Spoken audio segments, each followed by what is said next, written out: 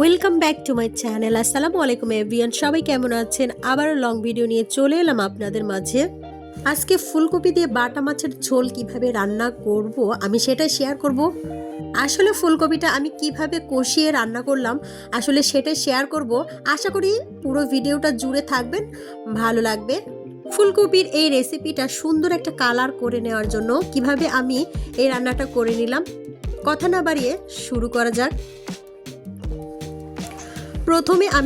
প্রথমে একটা চুলায় কড়াই বসিয়ে দিয়ে এতে তেল দিয়েছি। তারপরে বাটা মাছগুলো আমি পরিষ্কার করে ধুয়ে লবণ মরিচ হলুদ দিয়ে মাখিয়ে রেখেছিলাম, সেটা আমি এখানে সুন্দরভাবে মচমচা করে ভেজে নেব। দেখুন ভিউয়ার্স, আমি সুন্দরভাবে মাছগুলো উল্টে পাল্টে ভেজে নিচ্ছি। ভেজে নিয়ে এটা তুলে নেব।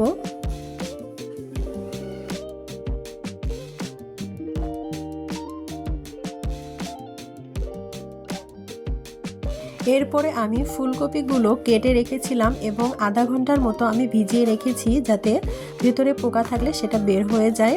আর এখানে কড়াইয়ে আমি তেল নিয়ে নিচ্ছি, নিয়ে আমি সুন্দরভাবে ফুলকপিগুলো আগে ভেজে নেব।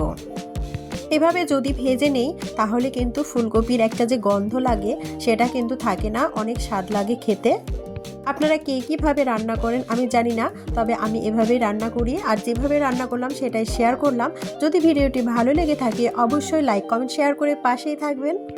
ভিডিওটা স্টার্ট করার সময় অবশ্যই একটা লাইক দিতে ভুলে যাবেন না ভিউয়ার্স। অবশ্যই একটা লাইক দিয়ে পুরো ভিডিওটা দেখবেন এবং সুন্দর একটা মন্তব্য রাখবেন। আপনার লাইক এবং কমেন্ট আমাকে উৎসাহিত করে।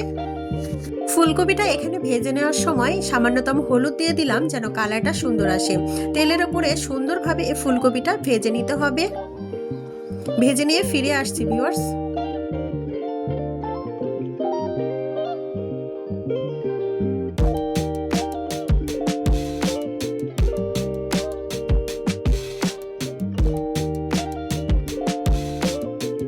এখানে কেটে রাখা কিছু আলু আমি এখানে অ্যাড করে দিলাম, দিয়ে সুন্দর করে আলুটাও আমি একসঙ্গে ভেজে নেব।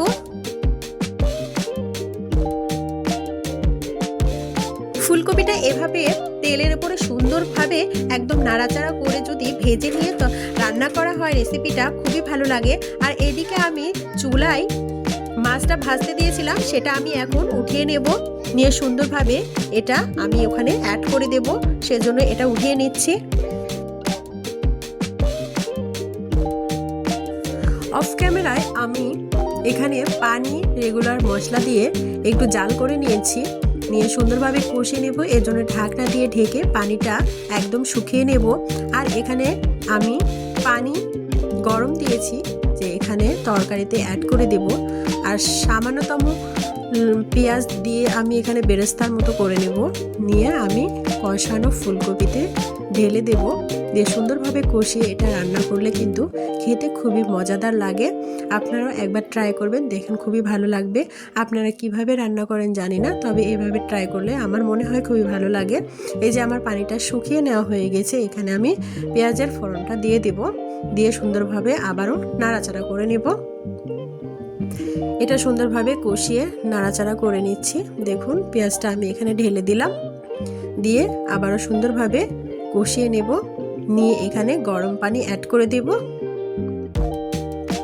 এই যে অফ ক্যামেরা আমি গরম পানিটা অ্যাড করে দিয়েছি, দিয়ে একদম বলক উঠে গেছে।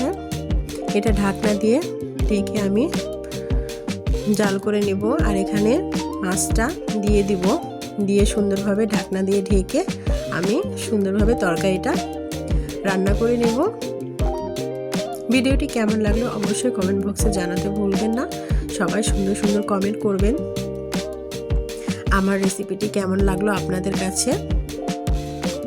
এই যে আমার রেসিপিটি হয়ে গিয়েছে, খুবই সুন্দর একটা কালার চলে এসেছে। আমি আবারও ঢাকনা দিয়ে ঢেকে দিচ্ছি। এখন আমি এটা সার্ভ করব, এর জন্য আমি এটা বাটিতে উঠিয়ে নিচ্ছি। দেখুন লুকটা কত সুন্দর আসছে। এটা আমি এখন উঠিয়ে নিচ্ছি, নিয়ে আপনাদের দেখাচ্ছি। দেখুন ভিউয়ার্স, খুবই ভালো লাগে এভাবে রান্না করলে। আর কালারটাও কিন্তু অনেক সুন্দর এসেছে। ফুলকপিটা কিন্তু একেবারে গলে যায়নি, খুব সুন্দর একটা কালার আসছে এবং দেখতেও কিন্তু খেতেও মাশাআল্লাহ অনেক ভালো ছিল।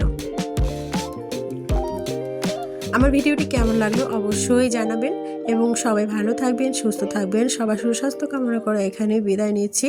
আবারও দেখা হবে নেক্সট কোনো ভিডিওতে। সবাই সে পর্যন্ত ভালো থাকবেন। আল্লাহ হাফেজ।